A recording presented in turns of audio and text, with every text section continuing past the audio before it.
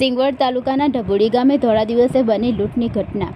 દાહોદ જિલ્લામાં દિન પ્રતિદિન ચોરીનો વ્યાપ વધતો જાય છે, ત્યારે સિંગવડમાં સોના ચાંદીની દુકાન બંધ કરી બાંડી બહાર પોતાના ઘરે વેપારી પરત ફરી રહ્યા હતા, ત્યારે રસ્તામાં ઢબુડી ગામે ચોર લૂંટાયો। એ કારને આંતરી સોના ચાંદીના વેપારીને આંખોમાં મરચાની ભૂકી નાખી ટોમી વડે હુમલો કરતા આજુબાજુના લોકો દોડી આવતા ચોરોને પકડી મેથી પાક ચખાડ્યો હતો। અન્ય ચોર ભાગી જવામાં સફળ રહ્યા હતા। રણધીકપુર પોલીસને જાણ થતાં પોલીસ ઘટના સ્થળે આવી પહોંચી આગળની કાર્યવાહી હાથ ધરી હતી।